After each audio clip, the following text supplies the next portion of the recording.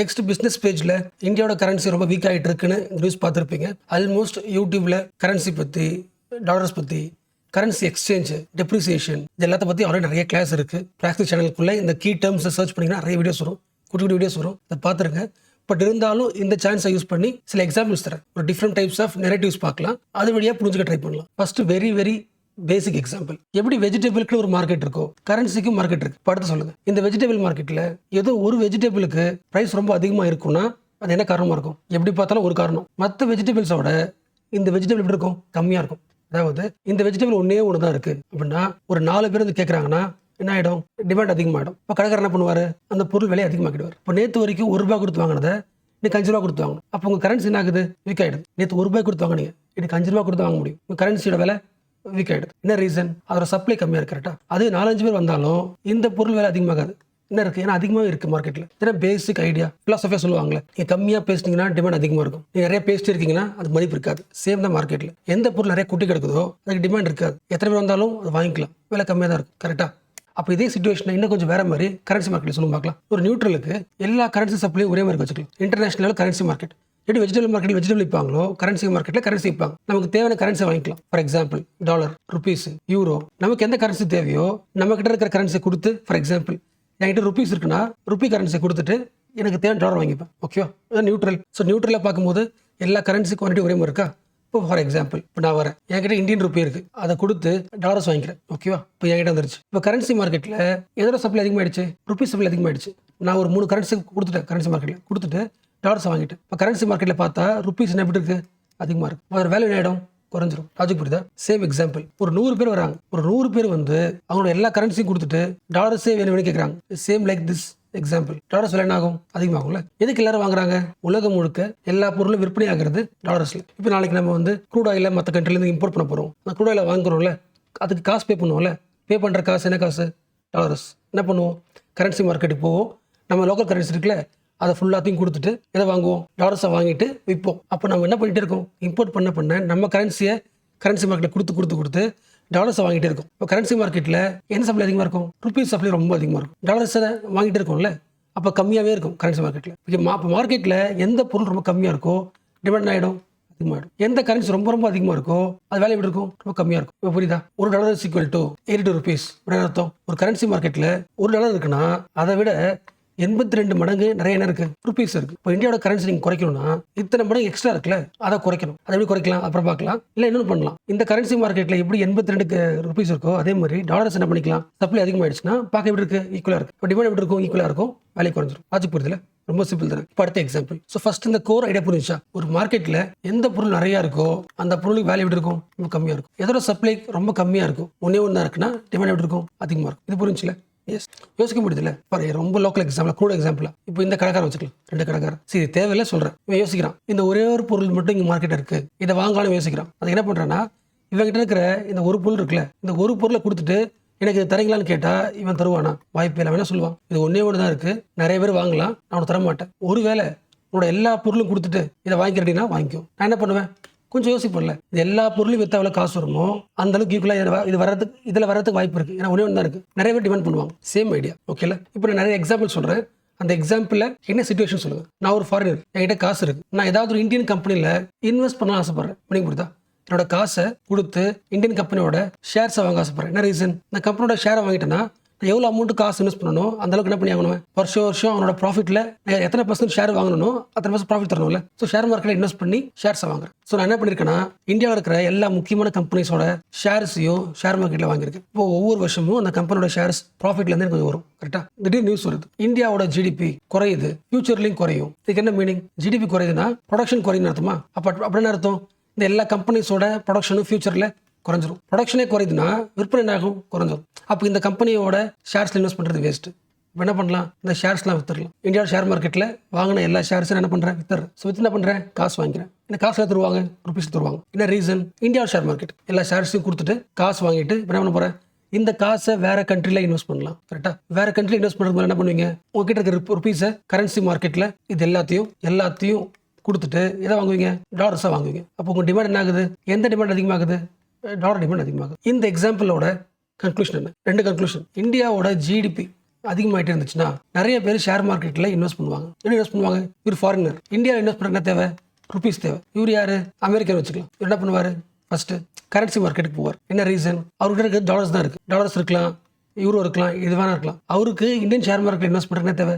Rupees தேவை. இப்போ currency மார்க்கெட்டில் வந்துட்டு அவர்கிட்ட டாலர்ஸ் என்ன பண்ணுவார்? வித்துட்டு எதை வாங்கிப்பார்? ருபீஸை வாங்கிப்பார். இப்போ கரன்சி மார்க்கெட் இது வெளியே வருது, ருபீஸ் வெளியே வருது. எது அதிகமாகிடுது? கரன்சி மார்க்கெட்டில் டாலர்ஸ் அதிகமாகிடுது. கரெக்டாக? What is conclusion? இந்தியாவோட ஷேர் மார்க்கெட்டில் இன்வெஸ்ட்மெண்ட் அதிகமாச்சுன்னா ருபி வேல்யூ ஆகும், அப்ரிஷியேட் ஆகும். கரெக்டாக? அதாவது இந்தியாவோட growth அதிகமாகிட்டே இருக்குது அப்படின்னா நிறைய ஃபாரினர்ஸ் வந்து ஷேர் மார்க்கெட் இன்வெஸ்ட் பண்ணுவாங்க. ஷேர் மார்க்கெட் இன்வெஸ்ட் பண்ணுறதுக்கு என்ன தேவை? ருபீஸ் தேவை. அப்போ ருபீஸ் என்ன பண்ணுவாங்க? கரன்சி மார்க்கெட்டில் போய் ருபீஸை வாங்குவாங்க. இப்போ கரன்சி மார்க்கெட் ஃபுல்லாக ருபீஸாக இருக்குமா? ஃபஸ்ட்டு இப்போ எல்லா ருபீஸ்னு ஆகிடுச்சு, வெளியே நம்ம வாங்கியாச்சு, இந்த ஃபாரின் வாங்கிட்டாங்க. இப்போ கரன்சி மார்க்கெட் ஃபுல்லாக என்ன இருக்குது? டாலர்ஸ் இருக்குது. இப்போ மார்க்கெட்டில் டாலர் சப்ளை டிமாண்ட் ஆகிடும், கம்மியாகிடும். சப்ளை அதிகமாகிடுச்சு. எந்த டிமாண்ட் அதிகமாகிடும்? ருபீஸ் டிமாண்ட் அதிகமாகிடும். எல்லா கண்ட்ரியில் இருக்க ஃபாரினர்ஸும் இந்தியாவோட ஷேர் மார்க்கெட் இன்வெஸ்ட் பண்ணுறதுக்கு அவரோட காசை கொடுத்துட்டு ருபீஸ் டிமாண்ட் பண்ணுவாங்க. எல்லாரும் டிமாண்ட் பண்ணும்போது எல்லாரும் வாங்கிறதுனால கரன்சி மார்க்கெட்டில் சப்ளை ருபீஸ் கம்மியாக இருக்கிறதுனால வேல்யூ ஆகிடும், அதிகமாகிடும். கரெக்டாக? எஸ், இதான் எல்லாத்துக்குமே. இன்னொரு ரொம்ப க்ரூட் எக்ஸாம்பிள். என் கண்ட்ரியில் ஆயில் இல்லை, நான் என்ன பண்ண போகிறேன்? இம்போர்ட் பண்ண போகிறேன். 100 லிட்டர் இம்போர்ட் பண்ணிட்டேன். என்ன பண்ணணும்? பே பண்ணணும். என்கிட்ட என்ன இருக்கும்? ருபீஸ் தான் இருக்கும். என்ன பண்ணுவேன்? கரன்சி மார்க்கெட்டில் போயிட்டு எல்லா ருபீஸையும் கொடுத்துட்டு ருபீஸ் எல்லாத்தையும் கொடுத்துட்டு இதை வாங்கிப்பேன், டாலர்ஸை வாங்கிப்பேன். இப்போ கரன்சி மார்க்கெட்டில் எந்த சப்ளை குறையுது? டாலர் சப்ளை குறையுது. என்ன வாங்கியாச்சு, இது அதிகமாகிடுச்சு, ருபீஸ் தான் கொடுத்துருக்கேன், சப்ளை அதிகமாகிடுச்சு. அப்போ கரன்சி வேல்யூ என்ன ஆகிடும்? டெப்ரிஷியேட் ஆகிடுமா? இப்போ சொல்லுங்கள். வருஷம் இந்தியாவோட இம்போர்ட் அதிகமாகிட்டே இருக்குது. ஆயில் மட்டும் கிடையாது, ஆயில், எலக்ட்ரானிக் குட்ஸ், எனிதிங். நீங்கள் இம்போர்ட் பண்ணிட்டு இருக்கீங்கன்னா என்ன பண்ணுறீங்க? உங்களோட ருபீஸ் என்ன பண்ணுறீங்க? விற்கிறீங்க. யூ ஆர் செல்லிங் யுவர் ருபியை கரன்சி மார்க்கெட்டில் கொடுத்துட்டு எதை பர்ச்சேஸ் பண்ணுறீங்க? டாலர்ஸை பர்ச்சேஸ் பண்ணுறீங்க. அப்படின்னா கரன்சி மார்க்கெட்டில் டாலர்ஸ்க்கான டிமாண்டை அதிகமாக்குறீங்க. எதோட டிமாண்டை குறைக்கிறீங்க? ருபீஸோட டிமாண்டை குறைக்கிறீங்க. கரெக்டாக? ஏன்னா அதிகமாக கொடுத்துறீங்க. அப்போ எத்தனை மடங்கு நீங்கள் அதிகமாக கொடுத்தீங்களோ அத்தனை மடங்கு வேல்யூ கம்மியாகிடும். ஆச்சு புரியுதா? $1 = 60, $1 = 80 rupees. அப்படின்னு அர்த்தம். கரன்சி மார்க்கெட்டில் $1 இருக்குன்னா அதோட 80 மடங்கு அதிகம் ருபீஸ் இருக்கு. கரெக்டா? அப்போ சரி பண்ண பண்ணலாம், எக்ஸ்போர்ட் பண்ணலாமா? ஃபார் எக்ஸாம்பிள், இந்தியாவோட ஒரு பொருள் எல்லா கண்ட்ரீஸும் வாங்க ஆசைப்படுறாங்க. என்ன பண்ணுறோம்? எக்ஸ்போர்ட் பண்ணுறோம். அப்போ நம்ம எக்ஸ்போர்ட் பண்ண பொருளுக்கு எல்லா கண்ட்ரிஸ் என்ன பண்ணுவாங்க? காசு பே பண்ணுவாங்களா? எப்படி பே பண்ணுவாங்க? டாலர்ஸ்ல பே பண்ணுவாங்க. நம்ம என்ன பண்ணுவோம்? நம்ம இந்தியாவுக்குள்ள டாலர்ஸ் யூஸ் பண்ண முடியாது. கரெக்டா? இந்த எல்லா டாலர்ஸையும் கரன்சி மார்க்கெட்டில் கொடுத்துட்டு ருபீஸ் வாங்கிப்போம். இப்போ கரன்சி மார்க்கெட்டில் சப்ளை ஃபுல்லாக டாலர்ஸ் அதிகமாகிடுச்சு. டிஃபரன்ஸ் புரியுதுல? எஸ். இப்போ பார்த்தது எல்லாமே நேச்சுரல் ப்ராசஸ். இந்த கரன்சி வேல்யூவை நம்ம என்ன பண்ணலாம்? ஆர்டிஃபிஷியலாகவும் மேனேஜ் பண்ண முடியும். ஃபார் எக்ஸாம்பிள், இது டாலர்ஸ், இது ருபீஸ். அப்போ ருபீஸ் வந்து பல மடங்கு என்ன இருக்குது? சப்ளை அதிகமாக இருக்குது. வேல்யூ எப்படி இருக்கும்? கம்மியாக இருக்கும். அப்போ டாலரோட சப்ளை அதிகமாக்க ட்ரை பண்ணலாம். என்ன பண்ணலாம்? ஆர்பிஐ இருக்குது. ஆர்பிஐ கிட்ட எப்பொழுதுமே அதிகமான amount of surplus dollars reserve வச்சிருக்கும், எமர்ஜென்சிக்கு பயன்படுத்துறதுக்கு வச்சிருக்கும். ஆர்பிஐ என்ன முடிவு பண்ணுதுன்னா, ருபீஸோட சப்ளை இப்படி அதிகமாகிட்டே இருந்துச்சுன்னா ஃபியூச்சரில் ருபி வேல்யூ ரொம்ப ரொம்ப குறைஞ்சிரும். அப்போ நம்ம கிட்ட இருக்கிற டாலர்ஸ் இருக்குல்ல, அதை வித்துடலாம். அப்போ தங்கிட்ட இருக்கிற டாலர்ஸ் மூட்டையை ஆர்பிஐ என்ன பண்ணலாம்? கரன்சி மார்க்கெட்டில் வித்துட்டு ருபீஸை வாங்கலாம். கரெக்டாக? இப்போ எல்லா டாலரும் எங்கே போயிடுது? டாலர்ஸ் எல்லாம் மார்க்கெட்டில் போயிடுது. அதுக்கேற்ற ருபீஸ் என்ன பண்ணிடுறோம்? வாங்கிடுறோம். கரன்சி மார்க்கெட்டில் டாலர்ஸ் அதிகமாக இருக்குது, ருபி சப்ளை கம்மியாக இருக்குது. வேலை ஆகிடும், கொஞ்சம் அதிகமாகல. இது ஆர்பிஐ பண்ணுற இன்டர்வீனிங் வேலை. நான் சொல்கிற புரிஞ்சா? நம்ம கரன்சி வேல்யூவை அப்ரிஷியேட் பண்ணுறதுக்கு ஆர்பிஐ ஒரு வேலை பண்ணுதா? இது ஒன்று. ரெண்டாவது, இப்படி யோசிங்களேன், கவர்மெண்டாலே பண்ண முடியும். கவர்மெண்ட் நாளைக்கு ஒரு அனௌன்ஸ்மெண்ட் பண்ணுது, இந்தியாவில் கார்பரேட் டேக்ஸ் எந்த கண்ட்ரி இல்லாத அளவுக்கு டேக்ஸ் ரொம்ப ரொம்ப கம்மி. கம்பெனி இந்தியா ரன் ஆச்சுன்னா, ஃபாரின் கம்பெனி இந்தியா ரன் ஆச்சுன்னா டேக்ஸ் வந்து ரொம்ப ரொம்ப கம்மி அந்த கண்ட்ரியோட. அப்போ என்ன பண்ணுவாங்க?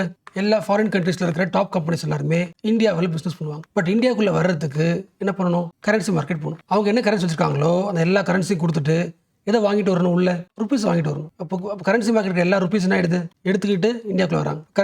கரன்சி மார்க்கெட்டில் டிமாண்ட் எது அதிகமாகிடுச்சு? ருபீஸ் டிமாண்ட் அதிகமாகிடுச்சு. வேலை என்ன ஆகும்? அப்ரிஷியேட் ஆகும். ஓகேல? ஸோ ஆர்பிஐயாலையும் ஓரளவுக்கு என்ன பண்ண முடியும்? அப்ரிஷியேட் பண்ண முடியும். நிறைய எஃப்டிஐ, ஃபாரின் டைரக்ட் இன்வெஸ்ட்மெண்ட், நிறைய இன்வெஸ்ட்மெண்ட் வந்துச்சுனாலும் வேல்யூ ஆகும், அப்ரிஷியேட் ஆகும். நிறைய பேர் ஷேர்ஸை வாங்குறாங்க, foreign institutional investment, share market investment, அதுல என்ன ஆகும்? அப்ரிஷியேட் ஆகும். நிறைய எக்ஸ்போர்ட் பண்ணுறோம், நிறைய பேர் விற்கிறோம், டாலர்ஸ் உள்ள வரும். இதெல்லாம் மெஷர்ஸ் தானே? எஸ். இப்போ லாஸ்ட்டாக உங்களுக்கு புரிஞ்ச செக் பண்ணுறது ஒரே கொஸ்டின். ஓகேவா? True of false? இந்தியாவோட கரன்சி வேல்யூ குறைஞ்சு போச்சு, டெப்ரிஷியேட் ஆயிடுச்சு. என்ன ரீசன்னா? இன்வெஸ்டர்ஸ்க்கு இந்தியா மேலே கான்ஃபிடன்ஸ் இல்லை. கரெக்டாக? இப்போ இந்தியாவில் இன்வெஸ்ட் பண்ணுற கான்ஃபிடன்ஸ் இல்லைன்னு அர்த்தம். நிறைய இன்வெஸ்டர்ஸ் இந்தியாவுக்குள்ள வர்றதுக்கு பயப்படுறாங்க. இப்போ இந்தியாவுக்குள்ள வரதுக்கு பயப்படுறாங்கன்னா என்ன வராது? கரன்சி வேல்யூ அதிகமாகாது. இதோட கண்டினியூ ஆச்சுன்னா ஆல்ரெடி கம்பெனி போட்டவங்க என்ன பண்ணுவாங்க? வெளியே போயிடுவாங்க. வெளியே போய் என்ன பண்ணுவாங்க? அந்த எல்லா காசையும் கொடுத்துட்டு டாலர்ஸ் வாங்கிட்டு போயிடுவாங்க. டிஃபரன்ஸ் புரியுதுல? எஸ். இப்போ ஹெட்டிங் படிங்களா? இதெல்லாம் ரொம்ப பேசிக்ஸ் உங்களுக்கு தெரியும். பட் இந்த நியூஸ் வந்ததுன்னா responsibility. ₹18 paise to close the record low. இது வரைக்கும் இல்லாத அளவுக்கு ரொம்ப கம்மி. 86.4 ஃபார் $1. இப்போ கரன்சி மார்க்கெட்டில் $1 இருக்குன்னா 86 எக்ஸ்ட்ரா ருபீஸ் இருக்கு. என்ன காரணம்? இங்கே போட்டு பாருங்க. Surging crude oil prices. நிறைய க்ரூட் ஆயில் நம்ம என்ன பண்ணுறோம்? இம்போர்ட் பண்ணிட்டு இருக்கிறோம். க்ரூட் ஆயில் விலை அதிகமாகிட்டே இருக்கு. அப்போ நிறைய காசு கொடுத்து ஆயில் வாங்கிட்டு இருக்கும். எந்த காசு கொடுத்து வாங்கிட்டு இருக்கோம்? டாலர்ஸை கொடுத்து வாங்கிட்டே இருக்கும். அடுத்து நெகட்டிவ் சென்டிமெண்ட் இந்த ஈக்விட்டி மார்க்கெட். ஷேர் மார்க்கெட்டில் பெரிய கான்ஃபிடென்ட் இல்லை. Dollar strengthens on higher demand. Currency மார்க்கெட்டில் டாலர் டிமாண்ட் எப்படி இருக்குது, ரொம்ப அதிகமாக இருக்குது. அண்ட் ஃப்ரண்ட் பேஜில் இந்த ட்ரம்ப் நியூஸ் பார்த்துருப்பீங்களா? இந்த நியூஸில் நாம் தெரிஞ்சுக்க வேண்டியது ரெண்டு ஆங்கிளில் பார்க்கணும். சின்ன விஷயம் தான், முடிச்சிடலாம். அந்த கேஸ் பேர் என்ன? ஹஷ் மணி கேஸா? What is hush money? உங்களை பற்றி சில டீடைல்ஸ் தெரியுது. அதை வெளியே சொன்னால் கண்டிப்பாக நீங்கள் யாருன்றது தெரிஞ்சிடும். உங்களோட தப்பு வெளியே தெரிஞ்சிடும். அவங்க பேர் நான் கெட்டு போயிடும். அப்போ உங்களால் என்ன பண்ண முடியாது? பிரசிடண்டாக ஜெயிக்க முடியாது. அப்போ உங்களை அமைதிப்படுத்துறதுக்கு என்னை பற்றி உங்களுக்கு தெரிஞ்சிருக்குல்ல சில இம்பார்ட்டன்ட் விஷயம், அதை வெளியே பேசாமல் இருக்கிறதுக்கு நான் காசு தரேன், உங்களை அமைதியாக்குறது. Hush money. ஃபார் எக்ஸாம்பிள், ஒரு 10,000 ரூபாய் தரங்க வச்சுக்கலாம். ரொம்ப கம்மியாக சொல்கிறேன், எக்ஸாம்பிள் சொல்கிறேன். பட் உங்களோட கணக்கு வழக்கில் காட்டும் போது இந்த காசை, இந்த 10,000 ரூபான்ற அந்த ரெக்கார்டு இருக்குல்ல, ரெக்கார்டை மாற்றி காட்டுறீங்க. பிஸ்னஸ் டிரான்சாக்ஷன் அப்படின்னு நிறைய தடவை மாற்றி காட்டுறீங்க. அட்லீஸ்ட் ஒரு 36 தடவை இந்த மாதிரி ரெக்கார்டில் தப்பாக இருக்கிறத கண்டுபிடிச்சிருக்காங்க. ஸோ அமெரிக்காவில் பொறுத்த வரைக்கும் இது தப்பு. இதை ஜெயிலுக்கு போகிற அளவுக்கு பெரிய தப்பு. So Trump was found guilty. So term முடிஞ்சு போச்சு. அடுத்து ட்ரம்ப்புக்கு தீர்ப்பு கொடுத்த ஜட்ஜ் ஜான் மர்ச்சன்ட் என்ன சொல்கிறாரு? நீங்கள் பண்ண தப்பு தெளிவாக தெரியுது. பட் யூஎஸோட பெரிய போஸ்ட்டில், பிரசிடென்ட் போஸ்ட்டில் இருக்கிறதுனால அந்த போஸ்ட் கெட்டு போயிடக்கூடாது. அதுக்காக உங்களோட தண்டனை எதுவுமே இல்லாமல் அன்கண்டிஷனலாக என்ன பண்ணிடுறாங்களே, டிஸ்சார்ஜ் பண்ணிடுறேன். ஸோ பிரசிடென்ட் போஸ்ட்னால ட்ரம்ப் என்ன பண்ணிட்டாரு? தப்பிச்சாச்சு. ஸோ இந்த ப்ராசஸ்ல இருந்து நீங்கள் தெரிஞ்சுக்க வேண்டியது என்ன? ரெண்டு விஷயம். முதல் முறையாக பிரசிடென்டாக இருக்கிற சேர்ல இருக்கிற ஒரு பர்சனாலிட்டி கிரிமினல் ரெப்புடேஷனோட இருக்கிறது ஃபர்ஸ்ட் ட்ரம்ப். இதுக்கு முன்னாடி இறந்து கிடையாது. இது ஜஸ்ட் ஃபேக்ட் தான். பட் இதுக்கு முன்னாடி இதோட முக்கியமானது, அப்போ ஒரு பிரசிடென்ட் ஒரு தப்புனாருன்னா அவருக்கு என்ன இருக்கு? இம்யூனிட்டி இருக்கு. அதுல இருந்து தப்பிக்கிறதுக்கு ஒரு வழி இருக்கு. கரெக்டா? பட் யூஎஸ்ஏல கான்ஸ்டியூஷன்ல கிடையாது. கான்ஸ்டியூஷன்ல தெளிவா இந்த ஆர்டிகல் படி பிரசிடென்ட் அவர் பதவியில் இருக்கும்போது அவர் தண்டிக்கூடாது, அவர் ஜெயில் தண்டனை தரக்கூடாது, அப்படி எந்த ரூல்ஸும் கிடையாது. அப்போ யாரோட இன்டர்பிரேஷன் இது? ஜட்ஜோட இன்டர்பிரேஷன். அந்த போஸ்ட் மரியாதைக்காக நாங்கள் என்ன பண்றோம்? அந்த கோர்ட் இன்டர்பிரேஷன்ல கொடுத்த டெசிஷன். பட் இந்தியாவில் பார்த்தீங்கன்னா ஆர்டிகல் 361 தெளிவாக சொல்லிடுச்சு. இந்தியாவோட பிரசிடென்ட்டுக்கும் கவர்னர் ரெண்டு பேருக்குமே அப்சல்யூட் இம்யூனிட்டி இருக்கு. எல்லா டைம்லையும் அவங்க அந்த போஸ்ட் இருக்கும்போது இம்யூனிட்டி உண்டு. கேஸ் போட முடியாது. ஸோ கிரிமினல் ப்ராசிக்யூஷன் எதுவுமே பண்ண முடியாது. நோ கிரிமினல் ப்ராசிக்யூஷன் பண்ண முடியாது. ஒருவேளை நீங்கள் ஏதாவது சிவில் கேஸ் போடுறீங்கன்னா ஒரு 2 மாதத்துக்கு முன்னாடி என்ன பண்ணி ஆகணும்? நீங்கள் நோட்டீஸ் தரணும். ஸோ ஒரு பிரசிடென்ட்டையோ கவர்னரையோ கிரிமினல் சொல்லி ஜெயில் தண்டனை தர முடியாது. ஈவன் இந்த சிவில் கேஸ் இருக்குல்ல, இந்த சிவில் கேஸில் கூட அப்போ பிரைம் மினிஸ்டரையும் சீஃப் மினிஸ்டர் இவங்க என்ன பண்ணலாம்? இவங்களுக்கு இம்யூனிட்டி இருக்கா? இந்தியாவோட கான்ஸ்டியூஷனில் இவங்களுக்கு இடம் கிடையாது. பிரைம் மினிஸ்டரும் சீஃப் மினிஸ்டரும் சாமானியர்கள் போல தான். They are ordinary person. Criminal prosecution இவங்க மேலே பண்ண முடியும். பட் ஒரே ஒரு செக்ஷன் இருக்கு, செக்ஷன் 133. இந்த செக்ஷன் படி ஒரு பிரைம் மினிஸ்டர் மேலேயோ சீஃப் மினிஸ்டர் மேலேயோ ஒரு கோர்ட் ப்ரொசீடிங் நடக்குதுன்னா, அந்த ப்ராசஸ் சொல்லுவாங்க, அந்த கோர்ட் சம்மந்தப்பட்ட கேஸ் நடக்குதுன்னா, அந்த கேஸ் பிரச்சனை நடக்குதுன்னா, அந்த leaders prime minister chief minister டைரக்டா என்ன பண்ண தேவையில்ல, பர்சனலா கோர்ட் ப்ரொசீடிங்க்கு வரணும்னு அவசியம் இல்லை. கோர்ட்ல தான் ஆர்கியூ பண்ணணும் அவசியம் கிடையாது. ஸோ தெரிஞ்சுக்க வேண்டிய 2 பாயிண்ட். அப்சல்யூட் இம்யூனிட்டி இந்தியாவில் உண்டு. பிரசிடென்ட்டுக்கும் கவர்னருக்கும் இம்யூனிட்டி யாரும் கிடையாது. சீஃப் மினிஸ்டருக்கும் பிரைம் மினிஸ்டர் கிடையாது. நிறைய எக்ஸாம்பிள் இருக்கு. ஈவன் நம்ம சிஎம் ஜெயலலிதா அம்மாவுக்கு என்ன கொடுத்தாங்க? சிஎம்மாக இருக்கும் போதே தண்டிச்சாங்களே. ஸோ இந்த ஏரியா சொல்யூஷன் பண்ணுறேங்க. நோட்ஸ் எடுத்து பாருங்க, புக் எடுத்து பாருங்க. இம்யூனிட்டி எங்கெல்லாம் வருதோ அதெல்லாம் படிச்சு வச்சிருங்க. அம்பேத்கர்னு சொன்ன உடனே உங்களுக்கு என்னென்ன கீவேர்ட்ஸ்லாம் ஞாபகம் வரும்? Political equality, social justice, annihilation of caste, and ரொம்ப முக்கியமாக ஒவ்வொரு இண்டிவிஜுவலுக்கும் கம்ப்ளீட் லிபர்ட்டி. ஸோ அம்பேத்கரோட முக்கியமான பிரின்சிபல்ஸ் இன்ன வரைக்கும் இன்ஃப்ளூயன்ஸ்லாம் இருக்குன்னா இந்த லிஸ்ட் பண்ணலாம். பட் பொலிட்டிக்கல் பார்ட்டிஸோட நெரேட்டிவே கம்ப்ளீட்லி டிஃப்ரெண்ட். அதாவது இந்தியாவில் இருக்கிற ஒவ்வொரு பொலிட்டிக்கல் பார்ட்டியும் தனக்கு எது தேவையோ அதுக்கேற்ற மாதிரி அம்பேத்கரோட நெரேட்டிவை மாற்றுறது. இந்த காலத்தோட முக்கியமான சேலஞ்சு நெரேட்டிவ் தான். அதாவது ஒரு இன்ஃப்ளூயன்ஷியல் ஃபிகரை ஒரு இன்ஃப்ளூயன்ஷியல் பர்சனாலிட்டியை எந்த கோணத்தில் வேணா டிஸ்கிரைப் பண்ண முடியும். நீங்கள் கன்சர்வேட்டிவாக இருக்கலாம், இல்லை ரேடிக்கலாக இருக்கலாம், இல்லை ரிலீஜியஸ் பர்சனாக இருக்கலாம். எந்த பர்சனாலையும் ஒரு இண்டிவிஜுவலை அவங்களுக்கு பிடிச்ச நெரேட்டிவ்ல சொல்ல முடியும். அதில் பெஸ்ட் கிளியர் பொலிட்டிக்கல் பார்ட்டிஸ். அவங்களுக்கு அம்பேத்கரை எப்படி யூஸ் பண்ணால் ஒர்க் அவுட் ஆகுமோ அந்த நெரேட்டிவ் யூஸ் பண்ணுறது. லாஜிக் புரிஞ்சுல, அம்பேத்கரோட மெயின் ஐடியல்ஸ் என்னவோ அந்த ஆங்கிளில் அம்பேத்கரை ப்ரொஜெக்ட் பண்ணாமல் அவங்க பொலிட்டிக்கல் பார்ட்டிஸ்க்கு வின் ஆகிறதுக்கு தேவையான என்னென்ன விஷயங்களோ அந்த நெரேட்டிவ்க்கு அம்பேத்கர் பயன்படுத்துறது. அதுக்கு ஒரு பெஸ்ட் எக்ஸாம்பிள் ஹோம் மினிஸ்டரோட ஆர்குமெண்ட். லாஸ்ட் வீக் வைரலாக போச்சுல, பார்லிமெண்ட்ல ஒரு பெரிய டிபேட் உருவாக்குச்சுல. ஹோம் மினிஸ்டர் சொன்னாரு, காங்கிரஸ் பார்ட்டிக்கு அம்பேத்கர் பேரை யூஸ் பண்றதுக்கே தகுதி கிடையாது. அம்பேத்கரை டிஸ்ரெஸ்பெக்ட் பண்றது யாரு? காங்கிரஸ். ஸோ அம்பேத்கர் பேரை சொன்னதுக்கு அவங்க என்ன பண்ணிருக்கலாம்? அட்லீஸ்ட் கடவுள் பேர் சொல்லியிருந்தீங்கன்னா உங்களை சொர்க்கத்துக்கு போயிருப்பீங்க. ஸோ பிஜேபியோட ஹோம் மினிஸ்டர் கிரிட்டிசைசிங் தி காங்கிரஸ். அதாவது அம்பேத்கர்ன்ற இன்டெலெக்சுவல் காங்கிரஸ் கட்சிக்கு பொருந்தாது. தேவையில்லாமல் எதுக்கு நீங்கள் அம்பேத்கரை கோட் பண்ணுறீங்க? உங்களுக்கு அது ஒர்க் அவுட் ஆகாது. அடுத்து யாரு? காங்கிரஸோட ஆர்குமெண்ட். அம்பேத்கரோட 2 முக்கியமான வெப்பனே அது கான்ஸ்டியூஷன். 2வது சோஷியல் ஜஸ்டிஸ், சோஷியல் மாரலிட்டி, சமூகம் எப்படி இயங்கணும். இது ரெண்டுத்தையுமே தாக்குறது யாரு? பிஜேபி. கான்ஸ்டியூஷன் மாற்றணும் ஆசைப்படுறீங்க, சோஷியல் ஜஸ்டிஸ் மேலே உங்களுக்கு நம்பிக்கை இல்லை. நீங்களாம், அதாவது பிஜேபி, உங்களுக்கும் அம்பேத்கருக்கும் ஐடியாலஜிக்கலாகவே கிளாஷ் இருக்கு. ஸோ நீங்கள் அம்பேத்கரை பயன்படுத்தக்கூடாது. என்ன அர்த்தம் புரிஞ்சா? காங்கிரஸ் தனக்கு பிடிச்ச நெரேட்டிவ்ல அம்பேத்கர் பயன்படுத்துறாங்க, பிஜேபி தனக்கு பிடிச்ச நெரேட்டிவ்ல பயன்படுத்துறாங்க. ஸோ பிஜேபி பாயிண்ட் ஆஃப் வியூல ஆர்எஸ்எஸ் அம்பேத்கரை பயங்கரமாக கொண்டாடுது, அம்பேத்கர் ஐடியல்ஸை ரெஸ்பெக்ட் பண்ணுது, அவங்களோட நெரேட்டிவ். பட் நாம தெரிஞ்சுக்க வேண்டியது what is the reality. Ambedkar அவர் வாழ்ந்த டைம்ல பிஜேபி மாதிரி இருக்கிற இல்லை அதுக்கு பின்னாடி இருக்கிற ஆர்எஸ்எஸ், அதுக்கு பின்னாடி இருக்கிற எல்லா ரைட் விங் ஐடியாலஜிஸ், இது எல்லாத்தையும் எதிர்த்தார். எந்த அளவுக்கு ஐடியாலஜி எதிர்த்தாரோ அதே அளவுக்கு காங்கிரஸோட ப்ராக்டிக்கல் சொல்யூஷன், காங்கிரஸ் இந்தியாவுக்கு தர சொல்யூஷன் அது அம்பேத்கர் எதிர்த்தார். முக்கியமாக கேஸ்ட் சம்பந்தப்பட்ட பெர்ஸ்பெக்டிவ்ல காங்கிரஸுக்கும் அம்பேத்கருக்கும் பெரிய முரண். அம்பேத்கரோட பாயிண்ட் ஆஃப் என்ன? Annihilation of caste. இந்தியாவில் inequality, social difference, social hierarchy இருக்குன்னா அதுக்கு மெயின் ரீசன் கேஸ்ட். அதை ரிமூவ் பண்ணணும். Ambedkar point of view.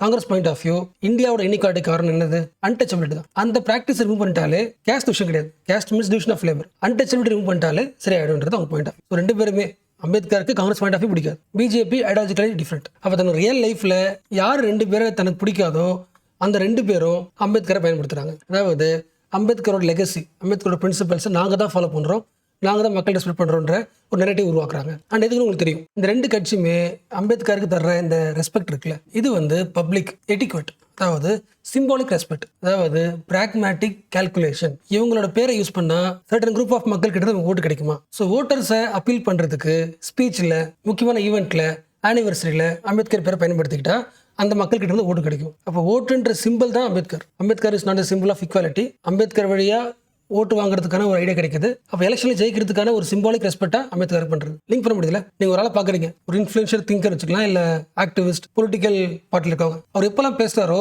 பேசுறதுல மட்டும் அம்பேத்கர் பயன்படுத்துறாரு. அம்பேத்கர் சொன்னார் அப்படின்னு ஒவ்வொரு 10 மினிட்ஸ் சொல்றாங்க. பிளஸ் அவரோட ஆனிவர்சரியில் போயிட்டு மாலை போடுறது அண்ட் அவருக்கு தனி ஈவெண்ட் நடத்துறது, இது எல்லாமே சிம்பாலிக் ரெஸ்பெக்ட். அப்போ யார் வந்து ஜெனியூனா அம்பேத்கர் ஐடியால்ஸை ஃபாலோ பண்றாங்க? டிரான்ஸ்ஃபார்மேட்டிவ் சோஷியல் பொலிட்டிக்கல் ப்ரோக்ராமை யாரு கொண்டு போறாங்களோ அவங்க தான் சொசைட்டிலையும் பொலிட்டிக்கலையும் டிரான்ஸ்ஃபார்மேஷனை உருவாக்குறதுக்கு ஒர்க் பண்றாங்களே அவங்க தான் என்ன பண்றாங்க? அம்பேத்கர் ஐடியால்ஸை ஃபாலோ பண்றாங்க. டிரான்ஸ்ஃபார்மேட்டிவ் புரியுதா? இப்போ இருக்கிற சொசைட்டி ஹைரார்கியா இருக்கு, ஹைரார்கியை பிரேக் பண்றதுக்கான ஒரு ப்ரோக்ராம். இப்போ இருக்கிற பொலிட்டிக்கல் பவர்ல வந்து மார்ஜினல் கம்யூனிட்டிஸ் பவர் கிடையாது. அந்த மார்ஜினல் கம்யூனிட்டிஸ் பவரை இம்ப்ரூவ் பண்ணணும், பொலிட்டிக்கல் டிரான்ஸ்ஃபார்மேஷன். அதுக்கு ஒர்க் பண்றவங்க அம்பேத்கர் ரைட்ஸ். அண்ட் இன்னும் ரியாலிட்டியில சொன்னா அம்பேத்கரோட ஐடியால்ஸை ரியாலிட்டியில பிஜேபி, காங்கிரஸ் இவங்களாம் விட்டுருங்க. இப்போ ரியாலிட்டியில அம்பேத்கர் ஐடியால்ஸை மக்கள்கிட்ட கொண்டு போன முக்கியமான பர்சனாலிட்டி யார்? Kanshiram, founder of Bahujan Samajwadi party, BSP. என்ன சொன்னாரு? யாரெல்லாம் ஒடுக்கப்பட்ட மக்கள் நினைக்கிறீங்களோ உங்ககிட்ட ஒரு மிகப்பெரிய ஆயுதம் இருக்கு. நீங்க ஒன்னா சேர்ந்தீங்கன்னா உங்க பாப்புலேஷனுக்கு பவரே கேப்சர் பண்ண முடியும். யாரெல்லாம் மார்ஜினல் கம்யூனிட்டிஸ், ஒன்று கிடையாது, எஸ்சி மட்டும் கிடையாது, எஸ்டி மட்டும் கிடையாது, எல்லா மார்ஜினல் கம்யூனிட்டிஸ் ஒன்னா சேர்ந்தீங்கன்னா உங்ககிட்ட இருக்கிற பாப்புலேஷனுக்கு அதிகாரத்தை பிடிக்க முடியும். அப்போ இவங்க எல்லாரும் ஒன்னா சேர்க்கறதுக்கு அவங்க பிரச்சனையை பேசின அம்பேத்கரோட ஐடியல்ஸை ஸ்ப்ரெட் பண்ணார். ஸோ கான்ஷிராமோட பாலிடிக்ஸ்ல தான் Ambedkar was central point of view and focused on power of the oppressed. Approach பிறகு பவர் தரதுக்கான ஒரு கால்குலேஷன். இதுல இருந்து என்ன பண்ணிட்டாங்க? லேர்ன் பண்ணிட்டாங்க. பிஜேபி, காங்கிரஸ்லாம் லேர்ன் பண்ணிக்கிட்டு ஓகே இப்போ இந்த மக்கள் கிட்ட ஒரு பவர் இருக்கு, ஓட்டிங் பவர். இந்த ஓட்டிங் பவரை பயன்படுத்துறதுக்கு யாரை பயன்படுத்தணும்?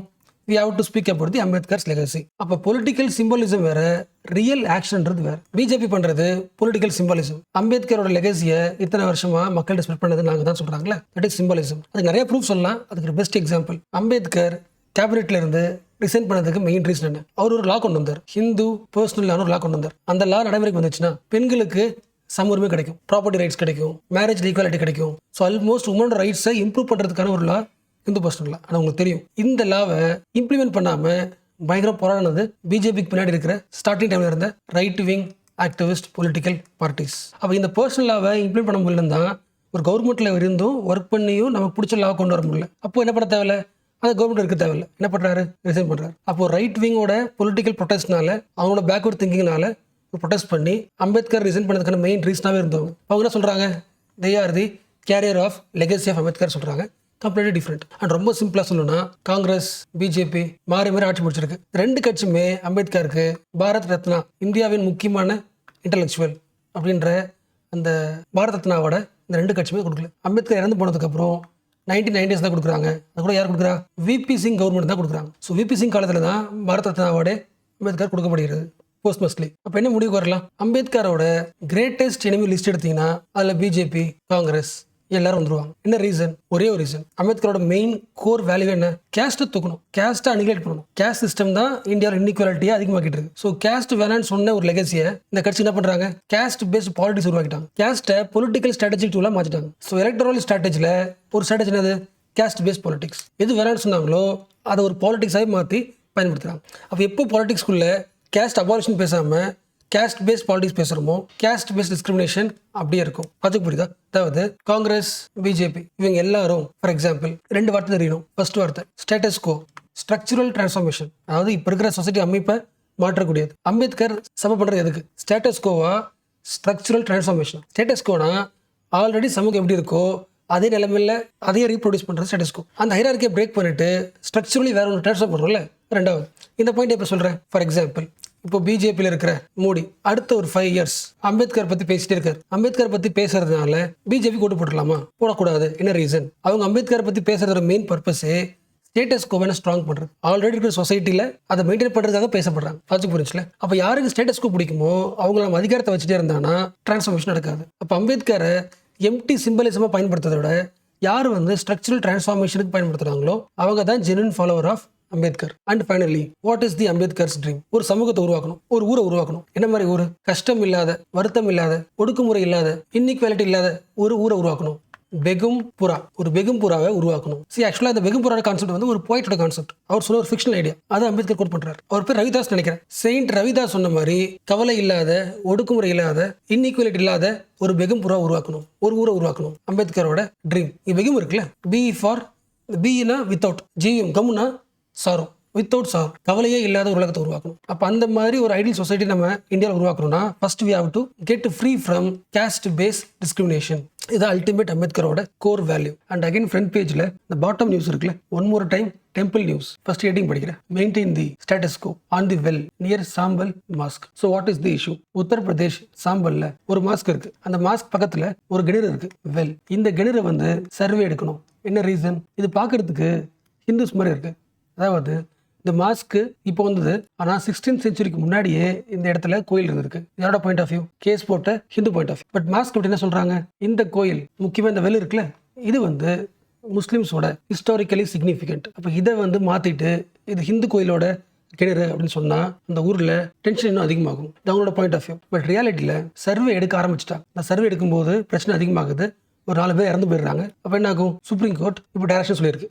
என்ன டைரக்ஷன்? இது வரைக்கும் எப்படி இருக்கோ அதே மாதிரி இருக்கட்டும். Every one maintain the status கோ. இப்போ மாஸ்க் பக்கத்தில் வெல் இருக்கு. அந்த வெல் இப்போ யார் கும்பிட்றா, யார் யூஸ் பண்ணுறா? அதாவது அந்த கிணறுல தண்ணி எடுத்து மாஸ்க் யூஸ் பண்ணுவாங்க.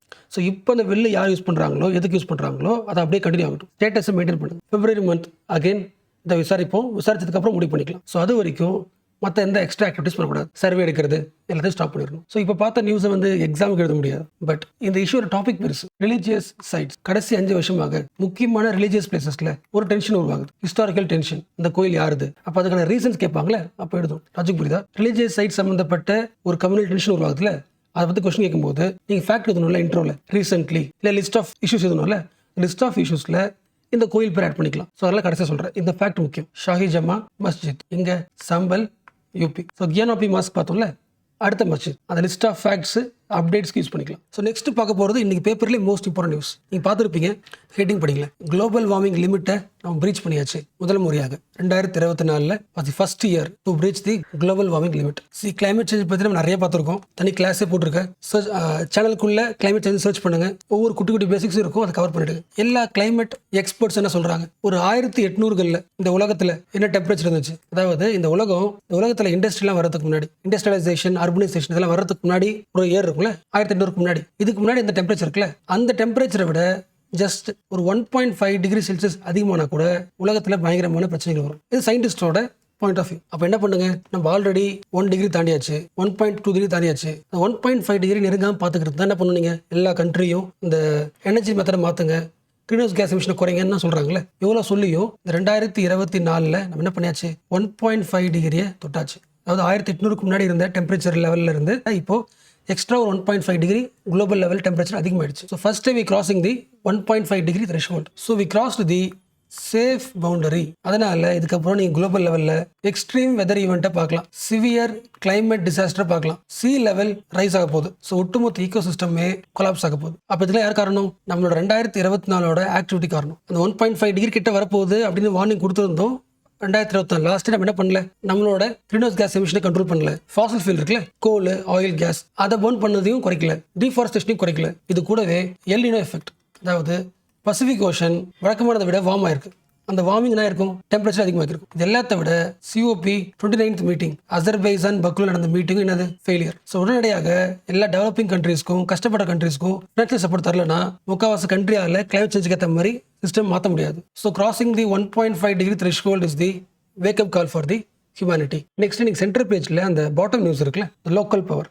Local self governments make a difference to the lives of people. இந்த டாப்பிக்ல வந்து கரண்ட் ஒரு இஷ்யூ இருக்கு, அட் சேம் டைம் கான்ஸ்டிடியூஷனலா தெரிஞ்சுக்க வேண்டிய ஒரு பாயிண்ட் இருக்கு, அதை பார்த்துடலாம். இந்தியாவில் ஒரு 3 முக்கியமான எலெக்ஷன் நடக்குமா? ஃபர்ஸ்ட் வந்து சென்ட்ரல் லெவலில் லோக்சபா எலெக்ஷன், ரெண்டாவது state level chief minister choose பண்ணுற எலெக்ஷன், மூணாவது லோக்கல் பாடி எலெக்ஷனா, லோக்கல் லெவலில் பஞ்சாயத்து முனிசிபாலிட்டி இருக்கும்ல. லோக்கல் பாடி ரெண்டா பிரிக்கலாமா? ஒன்று வில்லேஜ் லெவலில் நடக்க எலெக்ஷன், ரூரல் லோக்கல் பாடி, இன்னொன்று டவுனில் அர்பன் லோக்கல் பாடி. லாஜிக் புரியுதுல? சரி, பேசிக்காக தெரியும் உங்களுக்கு, லட்சுமி படிச்சிருப்பீங்க. ஃப்ரெஷருக்கு சொல்கிறேன், இந்தியாவை மேனேஜ் பண்ணுறதுக்கு சென்ட்ரல் லெவல் கவர்மெண்ட் இருக்குது, ஸ்டேட்டை மேனேஜ் பண்ணுறது ஸ்டேட் லெவல் கவர்மெண்ட் இருக்குது. பட் லோக்கல் லெவலில், வில்லேஜ் லெவலில், டிஸ்ட்ரிக்ட் லெவலில் மேனேஜ் பண்ணுறதுக்கு ஒரு கவர்மெண்ட் இருக்குது. அதுக்கு எலெக்ஷன் நடக்கும், ரெண்டாவது நடக்கும். ஒன்று ரூரல் லோக்கல் பாடி எலெக்ஷன், அதாவது village level election, urban local body election, டவுனில் சிட்டிஸில் அந்த எலெக்ஷன். இப்போ நியூஸ் எதை பற்றினா rural local body election about Tamil Nadu. தமிழ்நாட்டில் ஆல்ரெடி இந்த லோக்கல் எலெக்ஷன் இருக்குல்ல, ரூரல் லோக்கல் எலெக்ஷன், அது முடிஞ்சு பஞ்சாயத்து பிரசிடென்ட் எல்லாம் இருப்பாங்களே, அவங்க எல்லாரும் ஆஃபீஸில் இருக்காங்க. அவங்களோட டேர்ம் இருக்குல்ல, அவங்க டேர்ம் 5 years. அது ஜனவரி 5, 2025 முடியுது. நம்ம பாலிட்டிக்ல படிச்சிருப்போம்ல, அந்த டேர்ம் முடியறதுக்கு முன்னாடி என்ன பண்ணணும்? எலெக்ஷன் கண்டக்ட் பண்ணி அடுத்த 5 yearsக்கு என்ன பண்ணிடணும்? ஆட்கள் ரெடி பண்ணணும்ல எலெக்ஷன் வச்சு. பட் தமிழ்நாடு இன்னும் ரூரல் லெவலில் லோக்கல் பாடி எலெக்ஷன் இடத்துல என்ன ரீசன்? 2 ரீசன். அந்த ஒரு பகுதி வார்டு சொல்லுவாங்கல்ல, அந்த வார்டை வந்து டீலிமிட்டேஷன் பண்ணுவாங்கல்ல, அதுவே நடந்துட்டு இருக்கு. அதாவது பாப்புலேஷன் அதிகமாக இருப்பாங்க, இல்லை ஒரு வார்டு வந்து டெவலப் ஆகிருக்கும், வில்லேஜ்லேருந்து சிட்டியாக மாதிரி இருக்கும், அப்போ அதை அர்பனில் மாற்றணும், ரூரல்ல இருந்து அர்பனுக்கு மாற்ற வேண்டியதாக இருக்கும். பாப்புலேஷன் வைஸ் ரெண்டாக டிவைட் பண்ணலாம். அந்த டீலிமிட்டேஷன் ப்ராசஸ் நடக்குது. ரெண்டாவது, ஒன் மோர் டைம், பெண்களுக்கு, எஸ்சிஸ்க்கு, எஸ்டிஸ்க்கு எந்தெந்த பகுதி ரிசர்வேஷன் இருக்குது, இந்த எல்லா ப்ராசஸும் நடந்துருக்கு. இந்த ப்ராசஸ் நடந்துட்டு இருக்கிறதுனால எங்களால் அந்த டேர்ம் முடியறதுக்குள்ளே, இந்த 5 years முடியறதுக்குள்ளேயே அடுத்த எலெக்ஷன் வைக்க முடியல, கொஞ்சம் டிலே ஆகும் அப்படின்னு கோர்ட்டில் சொல்லியிருக்காங்க. யார்? தமிழ்நாடு. அதனால் ஒரு 9624 வில்லேஜ் பஞ்சாயத்து எலெக்ஷன் டிலே ஆகுது, 314 பஞ்சாயத்து யூனியனோட எலெக்ஷன் டிலே ஆகுது, 28 டிஸ்ட்ரிக்ட் பஞ்சாயத்து எலெக்ஷன் டிலே ஆகுது. அப்போ அடுத்த 6 மாதத்துக்கு டேர்ம் முடியுதுல, ஜனவரி 5 முடிஞ்சு போச்சுட்டோம். அப்போ அந்த வில்லேஜில் அடுத்த ஹெட் யாரும் தெரியல, எலெக்ஷன் வைக்கல. அப்போ அடுத்த ஒரு 6 மாதத்துக்கு கவர்மெண்ட் என்ன பண்ணிருக்கு? ஒரு ஸ்பெஷல் ஆஃபீஸர் அப்பாயிண்ட் பண்ணி அட்மினிஸ்ட்ரேஷன் மேனேஜ் பண்ண விட்டுருக்கு. இது வரைக்கும் படிச்சது நீ தெரிஞ்சுக்க வேண்டியது ஒரு முக்கியமான பாயிண்ட். வருஷங்கள் அதிகமாக ஒரு வில்லேஜ் லெவலில் இருக்கிற ஒரு பஞ்சாயத்து என்னாகலாம்?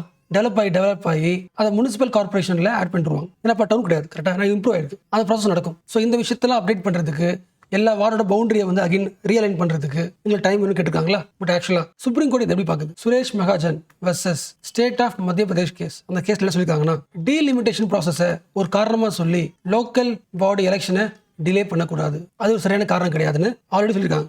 எவ்ரி 5 year அந்த ஆஃபீஸில் இருக்கிற வில்லேஜ் பஞ்சாயத்தோ இல்லை முனிசிபல் வார்டு மெம்பர்ஸோ அவங்களோட டேர்ம் முடியறதுக்குள்ளவே ஸ்டேட் லெவலில் இருக்கிற எலெக்ஷன் கமிஷன் போர்டு இருக்குல்ல, எலெக்ஷன் நடத்தி முடிக்க வேண்டியது it is a constitutional application. Delimitation ப்ராசஸ்ன்றது it is a continuous process. முடிஞ்ச அளவுக்கு என்ன பண்ணணுங்க, அது எவ்வளோ அட்வான்ஸ்டாக ஆரம்பிக்கணுமோ ஆரம்பிக்க தவிர அதுக்காக டைம் அலோகேட் பண்ணக்கூடாது. இந்த ஒரு பாயிண்ட் நாட்டில் கொடுத்துருக்காங்க. ரெண்டாவது சொல்கிறாங்க, வழக்கமாக நடக்கிற கவர்னன்ஸ் மெக்கானிசத்தில் ஒரு நெகட்டிவ் சொல்லியிருக்காங்க. ஒருவேளை ஒரு ஏரியா வில்லேஜில் வருது, இப்போ அது அர்பனுக்கு ஷிஃப்டாக வச்சுக்கலாம். நிறைய ஸ்கீம்ஸ் அது ஒர்க் அவுட் ஆகும். ஃபார் எக்ஸாம்பிள் 100 நாள் வேலை திட்டம், இந்த ஸ்கீம் யாருக்கு வராது? இந்த ஏரியாவுக்கு வராது. என்ன ரீசன்? இந்த ப்ரோக்ராம் யாருக்கு? ரூரல் டெவலப்மெண்ட் ப்ரோக்ராம் தான். இப்போ இந்த வில்லேஜ் என்ன ஆயிடுச்சு? அர்பனாக மாட்டிச்சு. அர்பன் டெவலப்மெண்ட் ஸ்கீம்ஸ் மட்டும் தான் ஒர்க் அவுட் ஆகும் தவிர இது வரைக்கும் யூஸ் ஆன அந்த ஸ்கீம்ஸ் ஒர்க் அவுட் ஆகாது. அப்போ ஜாப்ஸ் உண்டாகும் வில்லேஜில் குறையுமா? எஸ், அந்த பாயிண்ட் மென்ஷன் பண்ணிருக்காங்க. இப்போ நீங்கள் என்ன பண்ணுங்கன்னா, இந்த நியூஸ் முடிச்சதுக்கப்புறம் நீங்கள் ரிவிஷன் பண்ண வேண்டிய முக்கியமானது உங்களோட நோட்ஸையோ இல்லை புக் எடுத்து ஆர்டிகல் 40 ஏன்னா வில்லேஜ் பஞ்சாயத்துன்னு உருவாக்கணும் சொன்னது வந்து ஆர்டிகல் 40. ஆர்டிகல் 40 படிச்சிருங்க. அடுத்து 1957 கிரியேட் ஆன பல்வந்த், ஃபுல்லாக எழுதுறேன், பல்வந்த் ராய் கமிட்டி. இவங்களுக்கு அப்புறம் 1977 அசோக் மேத்தா கமிட்டி. அதுக்கப்புறம் ஜிவிகே ராவோ கமிட்டி 1980. அதுக்கப்புறம் எல்எம் சிங்வி கமிட்டி 1986. அதுக்கப்புறம் இந்த எல்லா இனிஷியேட்டிவ் சேர்த்து தான் 1992 என்ன பண்ணுறோம்? நம்ம 1992 இந்தியாவோட கான்ஸ்டியூஷனில் என்ன பண்ணுறோம்? லோக்கல் செல்ஃப் கவர்மெண்ட் உருவாக்குறோம் அப்படின்னு கான்ஸ்டியூஷனில் உருவாக்குறதே இப்போ இந்த கமிட்டி ரெக்கமெண்டேஷன் அப்போ தான். இந்த எல்லா கமிட்டி பற்றி எக்ஸாம்பிள் கேட்டிருக்காங்க. அதனால இந்த ஒவ்வொரு கமிட்டியும் இந்த பல்வத் ராய் கமிட்டி எடுத்தாலும் அவரை சொல்லுவாங்க பஞ்சாயத்து ராஜ் முக்கியம், லோக்கல் செல்ஃப் கவர்மெண்ட் முக்கியம், சென்ட்ரல் லெவலில் அட்மினிஸ்ட்ரேஷன் இருக்குது, லோக்கல் லெவலில் அட்மினிஸ்ட்ரேஷன் கிடையாது. ஃபார் எக்ஸாம்பிள் ஒரு வில்லேஜில் ஒரு ஸ்கூல் இருக்குன்னா அந்த ஸ்கூலை எப்படி வந்து ஸ்டேட் பார்த்துக்க முடியும்? அந்த வில்லேஜில் ஒரு பாடி இருக்கணும்ல. அப்போ எஃபெக்டிவ் மெக்கானிசம் கொண்டு வரணும். லோக்கல் லெவலில் ஒரு கவர்னிங் பாடி தான் அந்த ஊரில் இருக்கிற வில்லேஜ் ஹாஸ்பிட்டல் பார்த்துக்க முடியும். அண்ட் ஒவ்வொரு பாடியோட ரெக்கமெண்டேஷனும் சேமான சொல்லும், லோக்கல் செல்ஃப் கவர்மெண்ட் முக்கியம் சொல்லும். அண்ட் ஒவ்வொரு பாடிக்கும் சில டிஃப்ரென்ஸ் இருக்கும். ஒரு பாடி என்ன சொல்லும்? 3 level கவர்னன்ஸ் வேணும், ஒருத்தர் 2 level கவர்னன்ஸ் சொல்லுவாங்க. அந்த டிஃப்ரென்ஸை மட்டும் படிச்சுங்க. ஒருவேளை பாலிட்டி புக்கில் அந்த 10 பேஜோ 4 பேஜ் படிக்கிற டஃப்பாக இருக்குது அப்படின்னா ஃபர்ஸ்ட் என்ன பண்ணுங்க, யூடியூப்ல லோக்கல் செல்ஃப் கவர்மெண்ட் கமிட்டிஸ் அடிங்க. ஷார்ட்ஸ் வரும், அந்த ஷார்ட்ஸில் 1 line கொடுத்துருப்பாங்க, அதை மைண்டில் வச்சுக்கிட்டு அப்புறம் புக் படிங்க. கான்ஸ்டியூஷனை திருத்துறோம். 73rd and 74th amendment act என்ன உருவாக்குறோம்? லோக்கல் செல்ஃப் பாடி கவர்மெண்ட்டை உருவாக்கிச்சு, including 11th schedule and 12th schedule வந்து கான்ஸ்டியூஷனா. ஆக்சுவலாக லோக்கல் செல்ஃப் கவர்மெண்ட் முக்கியம். அது லோக்கல் லெவலில் கவர்மெண்ட் இருந்தால் தான் எல்லாத்தையும் பார்த்துக்க முடியும் சொன்னது ஃபர்ஸ்ட் யார்? கமிட்டிஸ் தான் சொன்னாங்க. அதுக்கு முன்னாடி ரிப்பன் தானே, லார்ட் ரிப்பன் 1882 அதுக்கு முன்னாடி சோலா கிங் பரந்தகா ஒன். ஸோ அவரோட பீரியட்ல இருக்கு லோக்கல் செல்ஃப் பாடி எலெக்ஷன் நடந்திருக்கு. Uthiramerur inscriptions. So self governance, ஒரு ஏரியாவை எப்படி அந்த ஊரே கவர்ன் பண்ணிக்கணும் அப்படிக்கான சிஸ்டத்தை உருவாக்கிட்டாங்க பரந்தகா ஒன் டைம்ல. இது எல்லாத்தையும் விஷயம் பண்றாங்க.